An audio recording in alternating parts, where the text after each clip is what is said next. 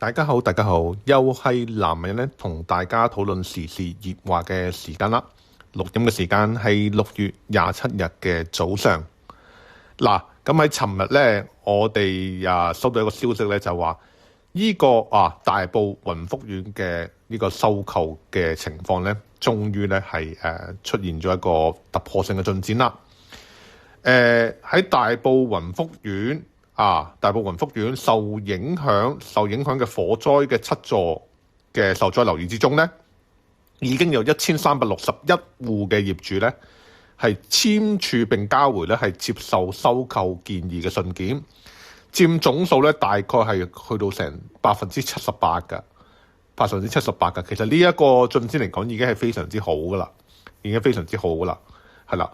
咁而政府咧亦都表明急市民所急，急居民所急，會額外投入咧近500個單位俾雲福苑嘅業主去選擇，係啦，令可以揀嘅單位咧已經去到4390幾個，係啦，即係1300幾人可以揀到4390幾個單位咧，其實已經係相當好嘅一個比例。咁除咗啲受影響嘅7座受災樓宇之外咧，就連咧冇受大火波及，但係同樣喺雲福苑之中嘅咧呢個雲志閣亦都有超過咗3/4嘅業主咧係咧表明咧係有意係參加呢個長遠居住安排方案，亦即係接受呢個咧係收購㗎，係啦。咁所以見到咧呢個絕對係一個居民一個理性嘅選擇啦。而且亦都係咧，佢哋有機會去重新展開新生活嘅一個非常之好嘅一個做法。喺呢一方面咧，我哋要讚賞咧特區政府咧，可以話係以民為本。因為大家都知道啦，當你一個私人產業喺個大火之中受損，其實呢個責任唔係由政府去負責善後嘅。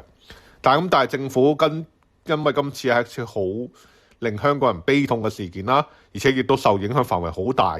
即係如果政府唔出手嘅話咧，係好難係善後收尾㗎。所以政府亦都主動去承擔呢個責任，係作出呢個咧係收購，而且嗰個價格咧又一定要強調嘅咧係話係比正常嘅更多，係一個因素嘅一個係收購價嚟㗎。所以今次咧我哋見到咧居民嘅眼睛係雪亮㗎。超過咗3/4嘅業主咧係願意接受呢個收購方案。咁我哋可能會大家諗啦，咦咁仲有2成幾咁點算啊？仲有2成幾咁，如果佢唔接受收購，咁會如何呢？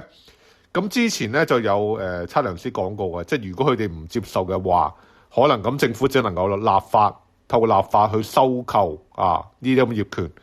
咁但係到時只係會按照你嘅剩餘價值去收購嘅。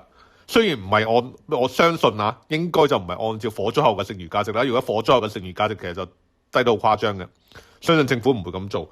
所以政府佢會照住火災之前嗰個剩餘價值去收購。咁但係當中嘅因素部分呢，業界人士咧已經預計話，如果你依家唔接受呢，遲啲係一定會冇咗個因素部分㗎，即係嗰個佔咗一定價錢嘅一個錢喺度㗎，係啦。咁所以就只會係咁嘅方法嘅啫。其實如果咁嘅方法對你嚟講已經係最好啦。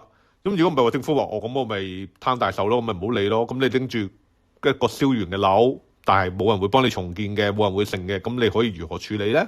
係咪先？咁所以係會出現咁情況。咁當然你話呢2成幾唔接受嘅業主，佢哋嘅原因係不一而足嘅，即係各有不同。有啲可能仲係處理緊一啲比較複雜，或者你知有啲單位嘅業權可能比較複雜，可能處理緊按揭或者處理緊其他嘅文件所以未有接受。咁但係當中一部分人呢個態度好堅決㗎，就係受到一啲咧係所謂嘅軟對抗思維嘅影響。軟對抗思維影響，呢啲軟對抗思維嘅論調係咩咧？就係話，哇，政府要負責，或者呢間嘢仲未揾到人孭責。如果你而家接受咧，就等於咧係咧可以放生嗰啲人，放生嗰啲人員。呢一個論調其實係大錯特錯。首先我哋要明白一樣嘢，你接受呢個收購方案係自己受災居民重新過新生活嘅一個路向，一個選擇。你唔接受，唔代表你有咩好處喎，甚至乎可以話受苦添，受苦。咁受苦嘅係邊個？受苦係你自己咋，係啦，受苦係你自己咋，而唔係煽動你去唔接受嗰啲人。大家都見到早一排咧，咪好多嗰啲咁嘅所謂激進黃絲咧，就係不斷咁散播啲咁嘅謠言，散播啲誤導信息，就希望咧因為我哋嘅特區政府點，所以咧唔應該接受。你記住喎，如果唔接受嘅受苦係邊個？受苦嘅只有係你自己，而唔會係呢啲喺冷氣房度指點煽動你嘅人。所以我希望居民餘下嘅2成嘅居民嘅一部分人，一定要認清呢個現實事實，係啦，唔好受到呢啲咁嘅人嘅煽動。雖然我明白經歷呢場大火，大家可能會有好多嘅負面情緒，好多嘅一啲悲傷、悲痛。咁但係而家既然眼前有一個話咁好對你嚟講咁好嘅一個善後方案，咁點解唔接受呢？你唔好理嗰啲咁嘅謬論啊！首先，政府冇話接受完之後就唔俾你追究喎，即係唔需要話咩免追究聲明書喎。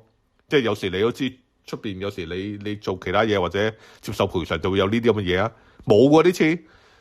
即係你接受完呢個賠償，安頓好生活重新生活之後，你唔係有更好嘅底氣去追究責任咩？無論呢啲負責嘅人係基層人員好，係私人機構嘅人員好，係公營機構政府人員都好，你都要相信香港嘅法律一定可以幫你討回公道。討回公道，你要討回公道呢個過程係漫長嘅，唔係話1次2次嘅法庭開 court 就能夠解決。所以你更加應該保存好自己嘅體力，保存好過好自己嘅生活，而接受呢個方案，正好讓你無後顧之憂。呢個先係嗰個真正嘅事實，而唔係一啲煽動你去唔接受，話咩要搞抗爭到底嘅人嘅一啲論調。所以南亞喺度呼籲所有仍未簽署接受收購建議信件嘅業主，好好考慮一下，究竟邊一啲人為你好，邊一啲人係只係利用你，當你做棋子，作為一個所謂抗爭加個括號，所謂抗爭，所謂對抗特區政府嘅一個工具。希望大家可以好好諗一下。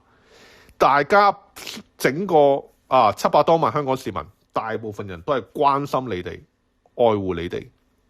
咁所以當政府決定用公帑去做呢件事嘅時候，雖然有反對聲音，但係理性關愛嘅聲音依然係壓到了這些雜音。所以我哋亦都希望你哋一個理性嘅選擇。嗱，今集要講嘅差唔多啦，最後祝福所有嘅雲福苑嘅居民可以重新過上新嘅生活，希望你哋今後一世平安，快快樂樂。今集要講嘅嘢差唔多啦，如果大家有意見想講嘅，可以喺段片下邊留言俾意見啦。下集再同大家討論其他時事熱話，拜拜。